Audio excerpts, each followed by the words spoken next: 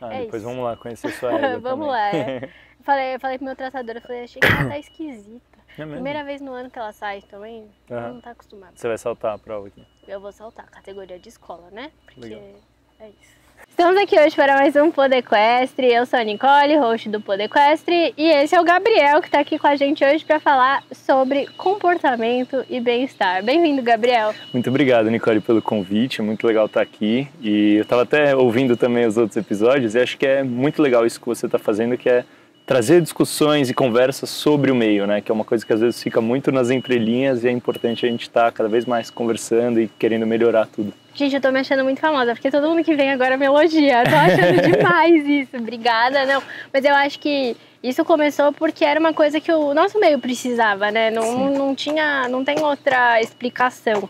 Porque eu me sentia muito carente de ter informação de confiança com pessoas que são referências, porque às vezes a gente escuta o fulano falar, o Beltrano falar, e a gente fala, tá, mas o fulano falou diferente do Beltrano. O que eu tiro dos dois que eu levo e considero como uma coisa certa, né? É, exatamente. Eu também sempre gostei de cavalo, sempre tive no meio e é realmente isso, né? A gente fica perdido em algumas situações que cada pessoa fala uma coisa. Nas redes sociais, então, acho que até piorou isso, né? Porque a informação de todo lado, todo mundo é especialista. Né? Todo mundo é especialista. Conta então um pouco de quem você é e o que você faz. Eu sei que você seguiu uma carreira super acadêmica, que é super legal. Acho que eu adoro quando tem episódio assim, que alguém é mestre, é doutor e tal, e aí a pessoa vem falar sobre os estudos, porque eu acho que é onde mais a gente pode aprender, porque o meio do hipismo, eu sinto que tem muito conhecimento que é de empírico, né? Tipo, eu vivi e esse é o conhecimento que eu tenho, né? Então, é legal quando a gente tem alguém que estudou pra poder falar as coisas. Não, é muito legal, assim. Pra mim, realmente, eu ficava também nessas dúvidas que a gente tava falando, né? E eu sempre gostei de cavalo, desde criança fui apaixonado por cavalo, então montava às vezes passeio, lazer, cavalgada, depois fiz saltos também por alguns anos. E aí entrei na faculdade de medicina veterinária, então hoje eu sou médico veterinário formado pela USP e o meu choque quando eu entrei na faculdade era realmente esse, que eu falava, nossa, tem algumas coisas que eu sempre li, ouvi, mas que eram muitas contradições, né? E eu comecei a estudar essa área de comportamento e bem-estar, que eu achei assim uma área apaixonante. E eu comecei a achar muito estranho, porque principalmente com cães tá assim muito avançada essa área de comportamento, de treinamento. E eu comecei a estudar, resolver alguns problemas até com as minhas cachorras também, que tinham várias dificuldades. É CRMV positivo, né, que fala. Isso, lógico, sempre assim, é. E aí, assim, começando até a resolver essas questões, começando a ver casos de problema de comportamento em cavalos, em cães e tudo. E eu comecei a me perguntar, por que tem vários métodos que a gente usa com cães e que todo mundo fala, nossa, é impossível de usar com cavalos não funciona assim. E eu fui começando a descobrir que existe toda uma linha de ciência do bem-estar mesmo, então que é baseada em pesquisas e tudo mais, para a gente conseguir saber o que é possível, o que é viável fazer ou não, e a gente ter esse embasamento, sabe, para tomar essas escolhas. Então isso foi me ajudando muito a descobrir novas áreas que às vezes no tradicional, ali nessa questão que você comentou, a gente não via, né? E tem alguma diferença pelo cachorro ser um predador e o cavalo ser uma presa? Tem coisa que, tipo, práticas comuns, é muito diferente? Existem algumas diferenças do que cada espécie necessita, né? Então, por exemplo, o cachorro não tem a necessidade de volumoso, né? De ficar forrageando, feno, etc., igual o cavalo tem. Mas, em termos de aprendizagem, é muito similar. Grande parte das coisas que a gente utiliza são baseadas até em conhecimentos da psicologia humana, que a gente aplica também no treinamento dos cavalos e cães, então eles respondem muito bem a todas as questões, né? Então é bem similar, a gente consegue fazer vários paralelos com isso.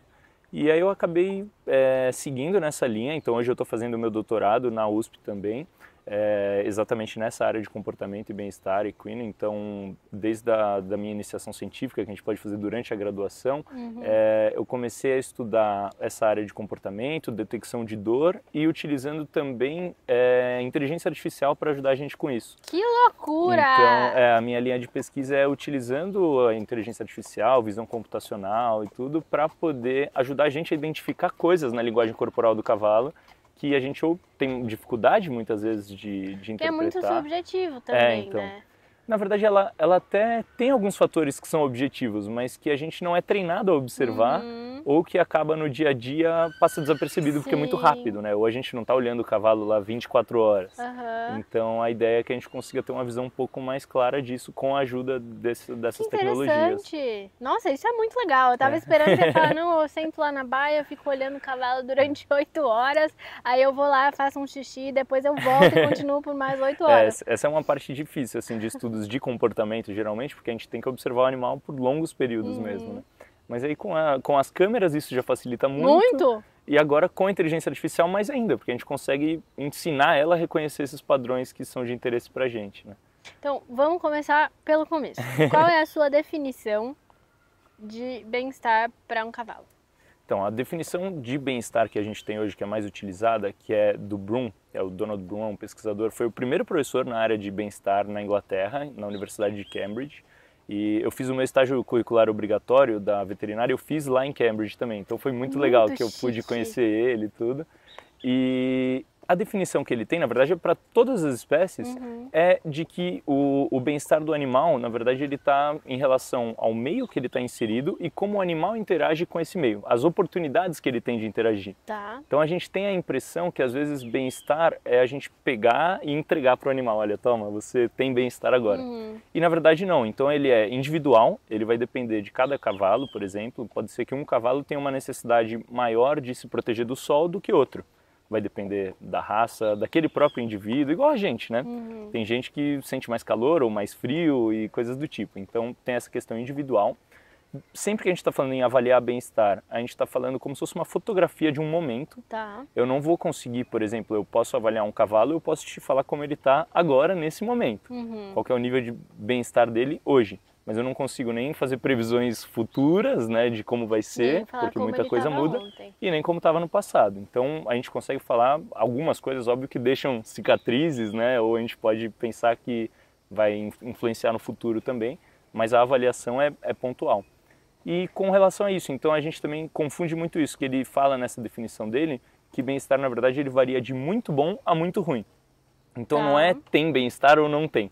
Então mesmo que eu pegue, nossa, o melhor cavalo que você conseguir imaginar em termos de bem-estar, provavelmente a gente tem ainda o que melhorar na vida dele e tá tudo dentro desse gradiente, né? Basicamente isso. E você acha que nos últimos tempos melhorou a percepção que as pessoas têm, a receptividade a esse tema? Eu acho que a receptividade sim, mas existe um problema que às vezes eu fico até em dúvida com o uso do termo bem-estar. Porque... Porque eu acho que tem muita questão da humanização do cavalo. E aí, ai filho, não sei o quê. Isso. Eu me incluo nisso, porque eu chego ali, falando ali, sabendo que ela não entende nada. Eu sei que, tipo, pra ela... assim, mas acho que tem alguns pontos disso, assim, que às vezes as pessoas acham... Bem-estar é um termo que é um marketing muito fácil, né? Então todo mundo faz bem-estar, quando às vezes nem sabe muito bem o que é. E essa questão da humanização... ela é um problema, mas eu não vejo um problema, por exemplo, nisso que você comentou, de chegar lá, querer fazer carinho no cavalo, falar com vozinha, tudo bem. O problema entra quando a gente coloca as nossas necessidades como humano pro cavalo. Tipo, tá frio pra gente, isso, às vezes não é esse é um ótimo exemplo, porque a gente, 15 graus, a gente já coloca casaco. E pro cavalo ele tá confortável nessa temperatura, né? Então, pô, tem cavalo que fica em países com neve, tranquilo, sem capa, sem nada. E aqui a gente já coloca uma capa pesada, muitas vezes, com 15 graus no cavalo. Então ele está suando embaixo daquela capa, né? Então... E assim, problemas comportamentais. Vejo que também tem um quesinho da humanização aí, porque tem muitas coisas que a gente não considera um problema, que são um problema do ponto de vista dos profissionais. Você pode dar uns exemplos pra gente? Então, esse é um ponto que eu bato muito nessa tecla, assim, que é a questão que a gente acaba dando rótulos, às vezes, de questões meio humanas para os cavalos, né? Então, falar, esse cavalo é ciumento, ou esse cavalo é... Possessivo, ele é... Sabe, tem várias questões que a gente às vezes acaba rotulando. Ele é bravo, ele é irritado, ele é chato mesmo, ele é assim. E quando a gente acaba dando meio que esses rótulos, a gente esconde o que pode ser de verdade que está acontecendo. Então, em muitos casos, o cavalo pode ter dor, por exemplo, ou ele pode ter alguma coisa que não está fazendo bem para ele no ambiente, pode ser um manejo, pode ser várias coisas. E a gente acaba rotulando e meio que, tudo bem, ele é sempre chato assim mesmo, sabe? Ele não gosta de levantar o casco, então ele é chato. E fica nesse conformismo, né? De tipo, não gosta, aceita. Exatamente. Ele é assim mesmo, então a gente não para pensar, sempre que a gente olha um problema de comportamento, a gente tenta olhar 3 coisas ali, né? O que está acontecendo antes daquele comportamento. Tá. Então, o ambiente vai meio que organizar para o animal manifestar aquele comportamento. Tem o comportamento em si, como que ele acontece, e o que acontece depois. Então, geralmente, a gente fica nessa brincadeira entre esses 3 pontos para entender o que aconteceu no ambiente para que o animal manifestasse esse comportamento e qual foi a consequência para que ele continue fazendo aquilo. Então, a gente tenta brincar, mexer nesses pontos para poder melhorar um problema de comportamento, basicamente. E qual foi a sua motivação para seguir esse tema tão afinco? Então, assim, eu acho que é uma coisa que eu comecei na faculdade mesmo a querer estudar sobre isso e tudo, por conta dessa motivação pessoal mesmo, né? Os problemas que eu tinha com os meus cachorros. E eu sempre fui apaixonado por cavalos, então foi meio que natural fazer essa transição também. E falar, putz, eu nunca fiz isso, sempre quis resolver isso. Então é uma coisa que quando eu tento buscar, na verdade, acho que desde pequeno eu tinha interesse, assim, em pesquisar sobre isso. E essa visão mais acadêmica foi o que foi me dando a base para poder parar de me perder nesses caminhos que você comentou, sabe? Porque antes eu via coisas de vários treinadores de fora do Brasil e de sei lá o que, cada um fala uma coisa diferente. E então é uma forma de ir seguindo uma linha mesmo, a gente pega os conceitos, existem algumas linhas, a gente tem até alguns livros publicados de ciência da equitação, de linguagem corporal em cavalos, então aí foge um pouco daquela coisa de porque eu aprendi assim com o meu avô e tal. Óbvio que isso é super importante, mas a gente tem que saber usar a ciência a nosso favor também, né? Sim, com certeza. E eu acho que você falou algumas coisas bem interessantes, e aí eu pensei aqui, qual foi a coisa mais, tipo, diferente, talvez maluca, que você aprendeu nessa sua jornada, que você falou, putz, eu jamais teria pensado nisso, e isso é um fato, caramba, que loucura. Mais maluca? Eu acho que assim, tem talvez a coisa mais óbvia, mas que muitas vezes a gente acaba não vendo isso acontecer no dia a dia com cavalos principalmente, é que a gente precisa trabalhar, parece uma coisa muito óbvia, mas que a gente precisa trabalhar a base se a gente quer resolver um problema de comportamento. Então até casos extremos de agressividade que eu já vi serem resolvidos simplesmente dando mais feno para o cavalo. O cavalo não tinha feno disponível, então imagina, você está em privação alimentar e qualquer um que passava na frente da baia ou que tentava interagir com o cavalo, ele ia e mordia assim, um nível severo de agressão. Caramba. E só de você dar melhores condições e necessidades básicas daquele animal, dele ter feno, dele sair mais da baia, etc., resolveu a agressividade. E isso vale até para o trabalho montado também, que a gente fica naquela questão de, entrando na parte de equipamento, por exemplo, que é, o cavalo abre a boca montado, sei lá o que, a gente vai lá, coloca a focinheira, coloca fechador de boca, coloca sei lá o que, uma rede auxiliar, tudo para tentar resolver aquilo, quando na verdade a gente não trabalhou lá atrás a base, né? Então acho que isso entra muito e que a gente não precisa ter o animal naquele estado de estresse, geralmente, que é o que aparece nos vídeos, para aprender. O aprendizado, na verdade, a gente pode fazer ele reduzindo o máximo os erros. E isso é uma coisa muito, que acho que mudou muito para minha mentalidade, é isso, que eu não preciso ficar brigando com o animal quando ele faz algo errado. E aí, assim, isso acho que foi o que deu uma explosão na minha cabeça. Mas esse ponto. O cavalo, ele tem esse, vamos dizer, discernimento do que é certo e o que é errado? Exatamente, ele não tem esse discernimento, porque o que a gente está colocando como certo ou errado são visões nossas. Então, para o cavalo, de repente ele sair correndo, tá no cabresto com a gente, sair correndo e comer a grama ali, não tem nada de errado, certo? Ele não aprendeu toda essa estrutura humana que a gente está impondo para ele. Então, o que a gente, exatamente por isso que não funciona dar bronca. Por exemplo, eu vou começar a brigar com o cavalo, xingar, chicotada, porque ele puxou o cabresto. Então, se eu ficar fazendo isso, ele nem entende o que está errado. Então, esse é os maiores problemas com a punição, é que ela não ensina o certo. Então, a gente acaba gerando um estado mental negativo. Evita o errado. Nem evita. Muitas vezes, até quando métodos de treinamento que são baseados assim em punição, muitas vezes os treinadores optam por fazer o animal errar para poder brigar e tentar evitar que ele erre novamente, certo? Tipo, você meio que força o cavalo aí naquela condição difícil e aí, pum, dá-lhe 3 chicotadas para ele não fazer de novo. Dessa forma de aprendizado que a gente sabe que é mais eficaz para o animal, por conta dele estar num estado mental mais positivo, é o fato de eu tentar diminuir o erro. Então, por exemplo, o cavalo está refugando um obstáculo. tem essa visão de você ir lá e dar chicotada para ele não fazer de novo e etc. Só que na verdade está criando uma associação negativa com o obstáculo, porque Sim. cada vez aquilo lá significa dor, significa uma coisa estressante. Quando a gente pode, por exemplo, tentar fazer algo positivo com o obstáculo, diminuir o nível de dificuldade, deixar mais baixo, acostumar ele primeiro só com a vara, de repente, depois com o obstáculo, pode ser o paraflanco, pode ser alguma coisa no ambiente que ele está estranhando, o som. Então a gente tenta olhar todos esses fatores. Eu utilizo muito as técnicas de reforço positivo, que a gente usa comida. Pergunta. Uhum. E aí é um grande tabu, né, no treinamento de cavalos, que nossa, eu já cheguei a fazer curso quando eu era pequeno. E a Sofia, o que fala das suas dadas de comida para os cavalos, hein? Então, a questão da comida, na verdade, a gente tem várias ferramentas para que ela não atrapalhe nutricionalmente. Tá. Então, por exemplo, tem muitos cavalos que eu treino até com feno, e que eles respondem comportamento super bem. Eu uso bastante feno, alfafa peletizada, ou em cubos também, que é uma coisa que não vai desbalancear muito. Cenoura funciona super bem, a cenoura eu corto ela em pedaços bem pequenininhos e eu uso o que a pessoa daria às vezes na cocheira ali em 1 segundo, eu uso, um monte. Na sessão inteira. E ela tem também bastante água, então para um cavalo que não tem nenhuma questão de saúde, nenhuma questão metabólica, não seria uma preocupação. E até é possível usar a própria ração do cavalo. Sim. Então pega a porção dele, ao invés de você dar no coxo, eu vou dar treinando ele em outro momento. Então, sem desbalancear em nada a nutrição dele, a gente já consegue fazer muita coisa também.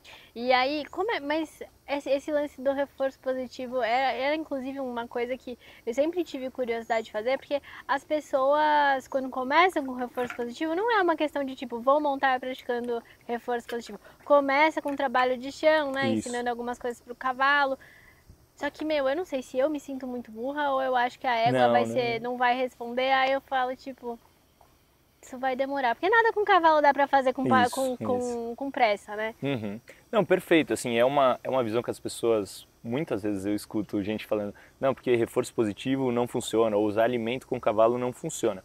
E esse é, acho que o primeiro ponto que eu queria desmistificar, assim, porque na verdade essa é uma técnica que surgiu e ela é utilizada com animais marinhos, com animais em zoológico, etc., porque são animais muito grandes, que você não tem como ganhar deles à força, né? Vamos pensar, você precisa coletar sangue de um urso. Você não tem como lutar com um urso, Como né? vai fazer isso? Então, tem vídeos incríveis, assim, que dá até pra achar no Instagram e tudo, de treinamento que a gente faz com o urso para que ele dê a mão, por exemplo, dê a pata para você poder coletar sangue dele, voluntariamente. Gente, eu nunca tinha pensado nisso, sei lá, achei que disparavam uma zarabatanas. Então, essa é uma forma de fazer, só que pro manejo do dia a dia, acaba sendo estressante pro animal e é ruim, porque você tem que sedar toda vez para qualquer coisa que você vai fazer. Então, mesmo que a gente fale de uma zebra, toda vez que você vai fazer o casco, você tem que sedar ela para poder fazer. Então, não é um manejo muito legal pro animal, né? Então, tem sim como fazer treinamento. E tem, assim, treinamentos de ensinar o elefante a abrir a boca para poder ter os dentes inspecionados. Tem uma série de coisas que a gente consegue fazer. E com o cavalo funciona também dessa forma, né? Tem ainda esse tabu, mas é o primeiro ponto, assim, que funciona. Agora, o problema é por que muitas vezes as pessoas tentam usar e gera algumas consequências não muito boas. Então as pessoas geralmente falam que o cavalo fica mais agressivo, ou de ficar cavando, ficar ansioso com a comida. Isso tudo pode acontecer, mas geralmente é quando a gente aplica a técnica de uma forma errada. Do mesmo jeito que com a pressão e alívio, né, que é o tradicional com cavalos, se a gente aplicar errado vai dar um monte de besteira. O cavalo vai aprender um monte de coisa errada também. Principalmente se usar a pressão de forma excessiva, né, que é usar a pressão muito forte para conseguir uma coisa que não está sendo claro para o animal. Então o primeiro ponto é esse, entender realmente como aplicar a técnica e também um fato que as pessoas confundem, que não é porque a gente está usando comida que aquilo é reforço positivo. Não é, o reforço positivo ele é basicamente o que está acontecendo com o animal. Então depois essa parte assim é bem confusa, essa parte da aprendizagem e tudo, mas depois se o pessoal quiser me chamar também para tirar dúvida, eu tenho até alguns posts explicando isso lá no Instagram. Porque gera muito essa confusão, né? Que o pessoal acha que o reforço negativo, por exemplo, é ruim porque é negativo e reforço positivo é bom porque é positivo, mas não tem nada a ver, é só um símbolo matemático. É simplesmente adicionar ou tirar alguma coisa. Então o reforço negativo, que é pressão e alívio, a gente está tirando a pressão, certo?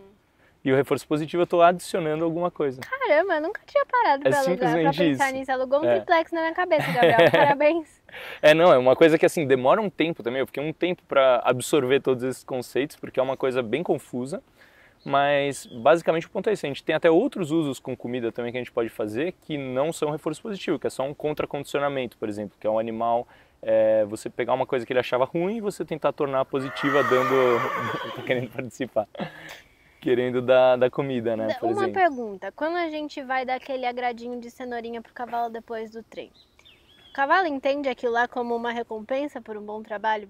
Tipo, Não. alguma coisa? Não. Não? Quando, assim, ele vai entender aquela interação que você está tendo como uma interação legal, que está ganhando uma cenoura Nada ali. a ver com o treino. Mas nada a ver com o treino. E geralmente é aí que as pessoas erram também, quando, por exemplo, dá a cenoura, aí o cavalo começa a cavar para pedir mais, bater na porta da baia, a pessoa fala, ah, que bonitinho, vou dar mais para ele parar de cavar. E aí a gente dá mais, e aí que ele aprende a cavar para conseguir a cenoura. E os cavalos, né, muito normal a gente ver na hora de passar o trato, os cavalos ficarem muito ansiosos, relinchando, isso é normal? Também é uma coisa que deveria ser trabalhada, assim, o cavalo, ele evoluiu com alimento à disposição para ele, né? Ele não deveria ter essa ansiedade tão grande para alimento. Então entra em toda essa questão nutricional, que muitas vezes o cavalo não está saciado porque ele não tem feno à vontade, não tem feno à disposição.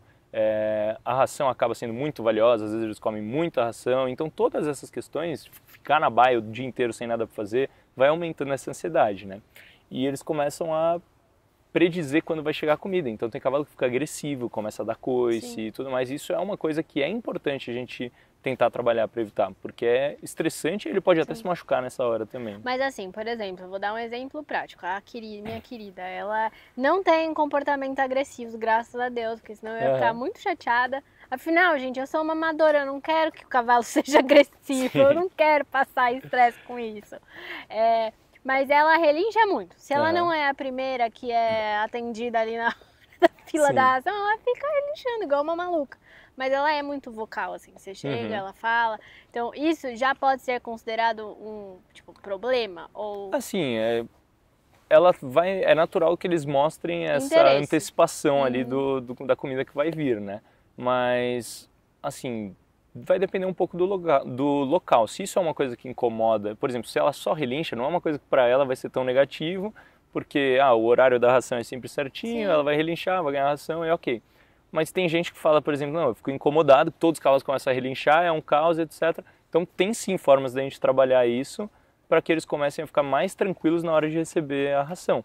Então também é uma possibilidade que dá para a gente mudar um pouco a rotina, o manejo, o treinamento do animal. Até o primeiro treino que eu faço sempre que eu vou começar a treinar o animal com comida, é que ele fique parado, tranquilo, para receber a comida. Então parece um treino super besta. Não é besta, mas não. é simplesmente isso. Eu posso estar solto com o meu cavalo aqui e ele vai ficar parado, sem mexer nenhum membro, e eu estou andando em volta dele com a comida e a comida vai vir até ele e ele ficar tranquilo com isso. Então hoje em dia eu treino ele, até essa questão que você perguntou do tempo, né? Geralmente a comida ela tem que ser logo, imediatamente após o comportamento para o animal entender que ele acertou. Senão viram muitos comportamentos no meio do caminho, né? Não dá para saber.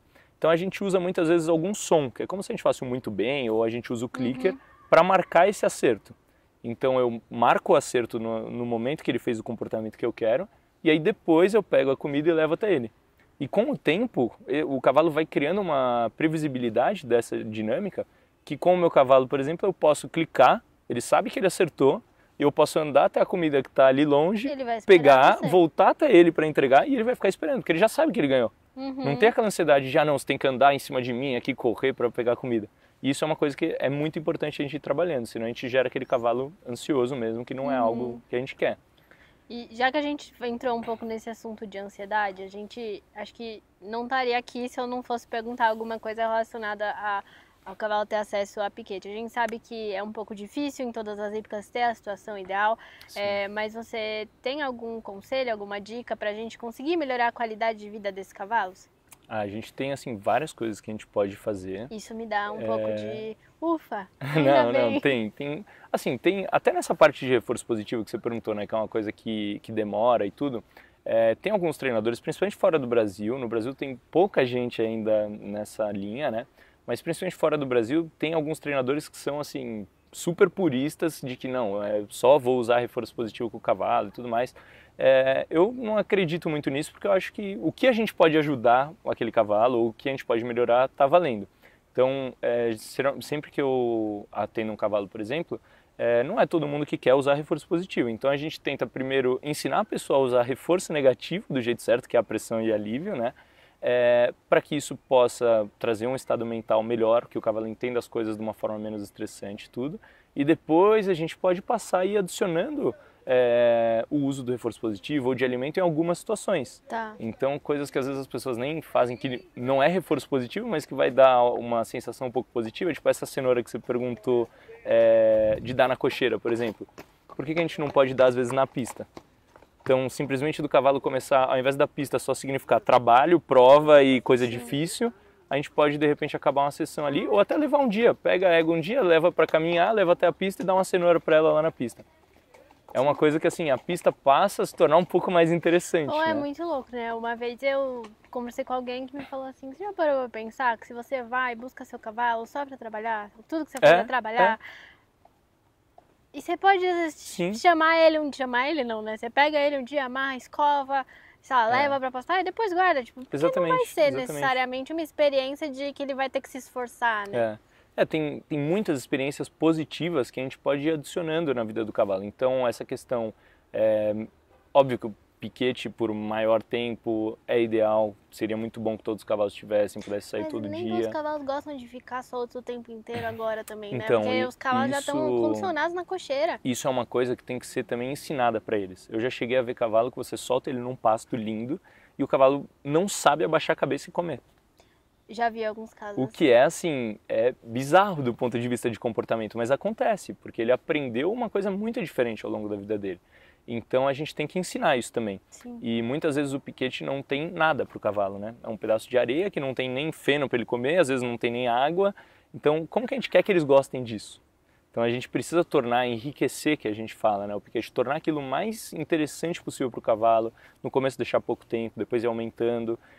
Eu gosto muito de recomendar que as pessoas façam caminhada com o cavalo puxado. Então leva o cavalo para passear igual cachorro mesmo.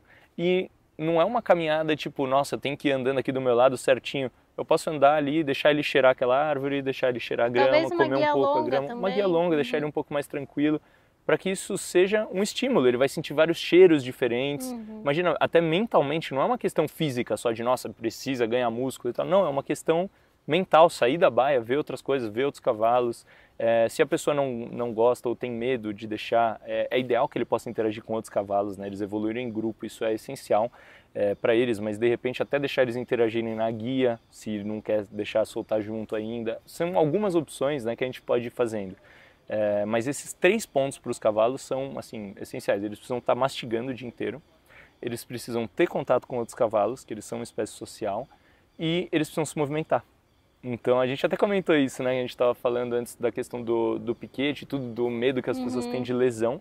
Só que a gente já tem muitos estudos mostrando de uma série de problemas também clínicos que podem acontecer do cavalo estar parado na baia. Parado na baia. Então isso não é natural para o organismo deles. Que, inclusive, num dos primeiros episódios que eu fiz sobre físio, a entrevistada da doutora Letícia falou que para cavalo que está se recuperando de lesão, onde é que as pessoas tiraram que ele tem que ficar enfornado na baia? E isso acontecia com humanos também, e se você buscar na parte de fisioterapia humana também, isso já caiu absoluto. Totalmente. Hoje em dia é muito raro você ver alguma coisa que realmente recomendem repouso desse jeito, sabe? Hoje em dia tem até casos em humanos que recomendam fazer fisioterapia antes de uma cirurgia, para que você tenha musculatura para se recuperar bem. Sim. E aí a gente deixa o cavalo, nossa, não pode sair de jeito nenhum. Isso talvez até atrapalhe a recuperação dele. Né? E, Gabriel, aplicando um pouco disso no esporte, quando a gente fala de cavalo atleta, o que a gente vê de bem-estar e o que a gente dá para melhorar ainda? Então, acho que tem... Vê de bem-estar, falando desse jeito, sendo que você já falou, bem-estar não é se bem-estar ou se não bem-estar, mas, bom, você entendeu a minha pergunta. Sim, assim, acho que tem várias áreas que a gente pode contribuir. Então, esses primeiros exemplos que eu estava falando era mais voltado para o manejo do animal, né? Mas outra parte que eu acho que a gente tem que se preocupar muito é a questão do trabalho, então que muitas vezes também não é embasado em nada, né? Meio cada um faz o que tem vontade. O que acha que é certo. Infelizmente a gente não tem ainda uma profissionalização dessa área, né? Então qualquer um pode acordar um belo dia e virar um especialista, virar um professor Isso é uma coisa que seria muito bom se a gente tivesse uma capacitação, uma certificação, né? Você que está mais nesse meio acadêmico, você sabe se tem alguém que está estudando o trabalho dos cavalos? Porque eu nunca ouvi falar disso. Existem. Existe toda uma área de estudo só de biomecânica, existe, assim, tudo voltado também para isso, de Cadê essas pessoas no musculatura. Poderquest? Quero entrevistar. Então, a gente tem muito essa dificuldade no meio acadêmico de trazer o conhecimento que está sendo adquirido na pesquisa para o meio, né? Porque Então, tem ainda resistência e tudo, então isso é uma coisa que tem mudado, assim, espero. Com o termógrafo já, a coisa já andou um pouco, então, mas ainda assim é difícil, né? Que às vezes as pessoas aplicam de uma forma que não é a forma correta. Então isso a gente vê muito também. Às vezes tem um equipamento novo, alguma técnica nova, a pessoa aplica de um jeito ali mais ou menos e acha que está fazendo certo, mas não é muito daquela forma que era para ser utilizado. Isso aconteceu bastante com a termografia também. Ela é uma técnica que é super útil, né? Acho que eu até assisti também o que você fez com a Laura, né? E ela comentou um pouco sobre isso. Não é cavalo atleta, né? Que fala. Desculpa, doutora Laura. Eu errei. Na verdade, assim, essa questão é bem legal também do cavalo atleta, que é uma discussão que, na verdade, é para a gente lembrar e se atentar a essa questão da palavra, né? Porque a gente, quando a gente fala atleta humano, a gente pode ir na academia, se matar na academia e voltar feliz porque você está sentindo dor e você vai ter mais resultado e etc. A gente fica contente com isso. A gente tá ok da gente falar, não, eu não vou na festa ou não vou num aniversário porque eu estou focado naquela minha modalidade e etc. Vou acordar cedo para saltar a prova. Agora, o cavalo, ele não tem esse tipo de pensamento. Sabe, né? Ele não quer falar, nossa, não, tudo bem, eu vou perder meu piquete hoje porque eu tenho que saltar e vou ganhar a prova, nossa, vou ganhar uma bela medalha.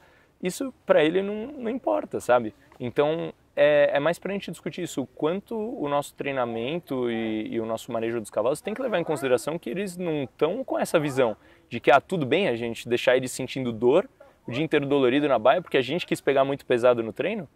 E isso vai piorar o comportamento até dele, porque depois ele vai sentir dor, ele vai lembrar da pista, vai lembrar de você montando e ele sentindo dor.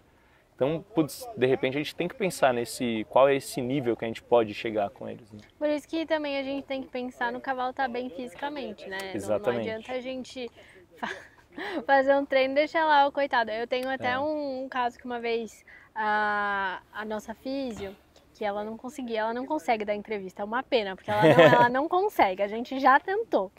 Ela falou que uma vez ela recomendou para um proprietário que ela atendia, né, o cavalo, falou assim, não, faz alguns treinos de morro com o cavalo, assim, né, tipo, mas vai devagar.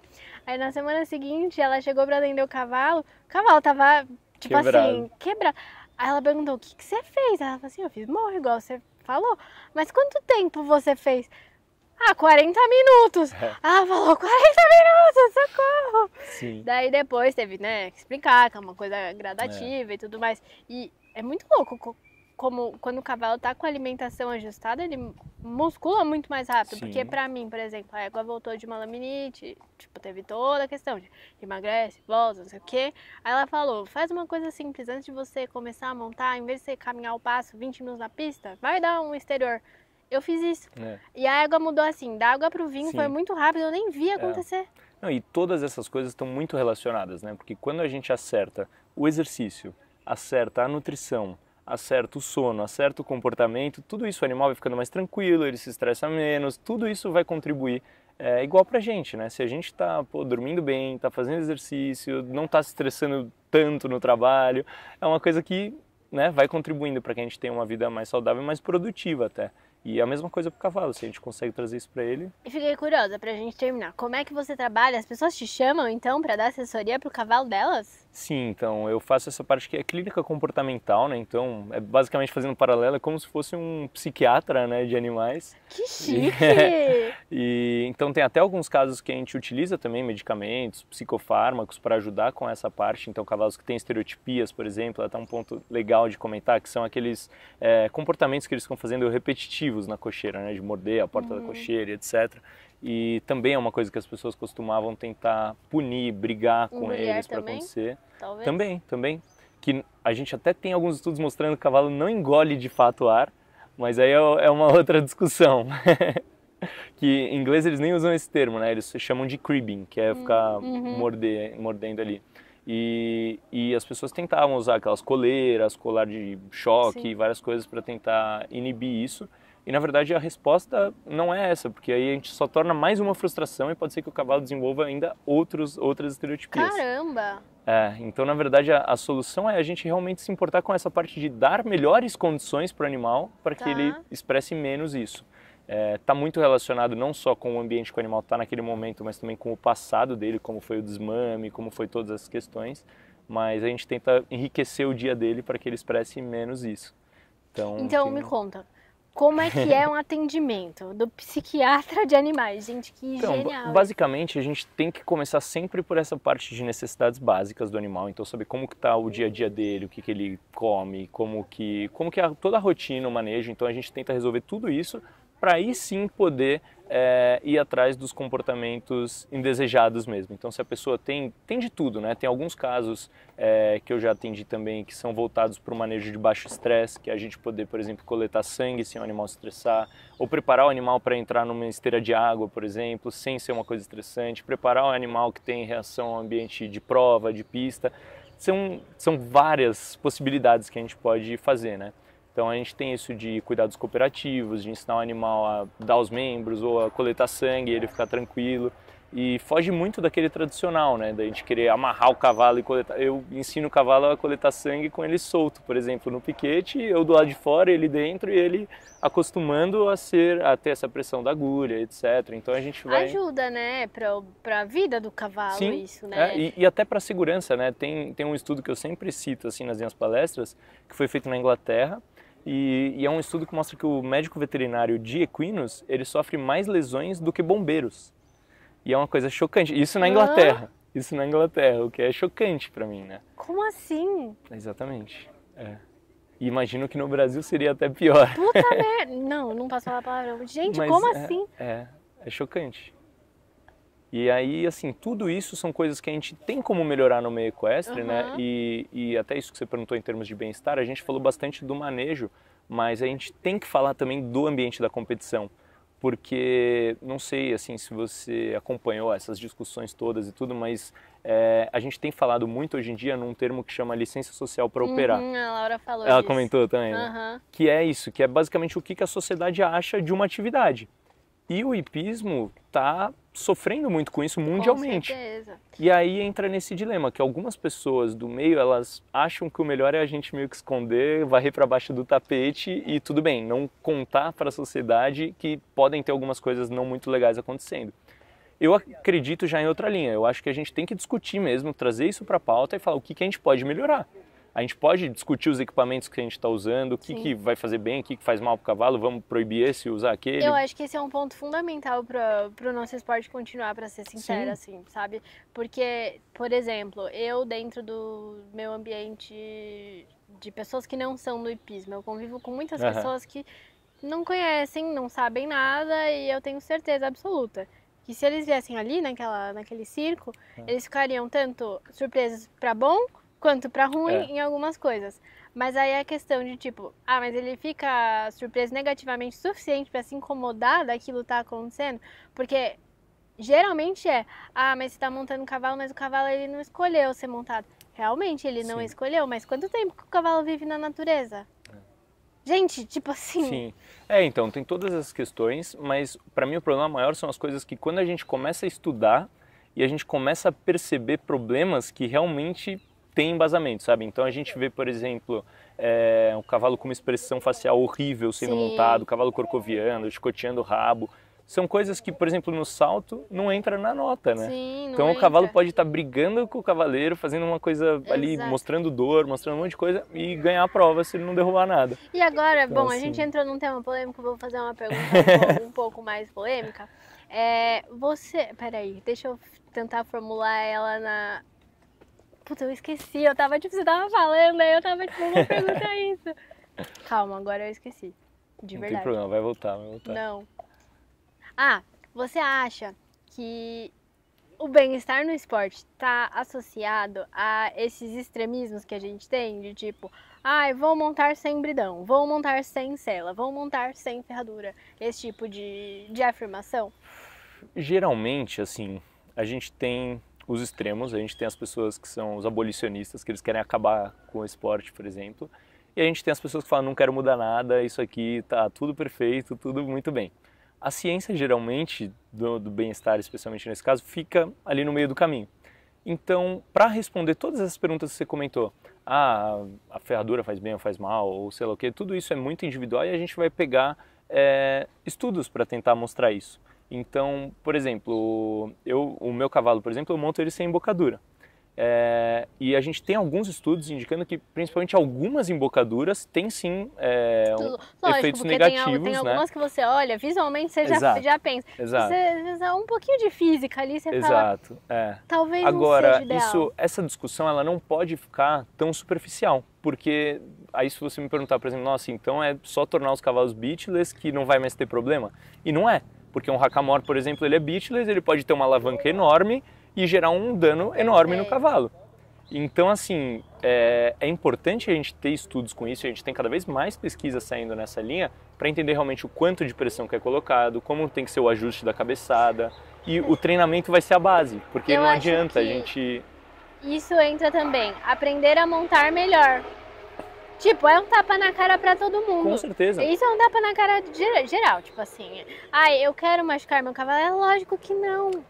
Então, as pessoas, eu tenho certeza assim, que não fazem essas coisas por mal, mas é como a gente é ensinado. Você vê criança em escolinha e é ensinada com um chicote lindo de estrela brilhante. Sim. A dar chicotada no cavalo desde pequeno. Exato. E assim, a gente não é ensinado como realmente ensinar essas coisas, que a gente poderia ter uma mão muito mais leve na rédea, independentemente do equipamento que a gente está usando, se é uma embocadura ou se é beatless ou qual beatless que também tem vários tipos.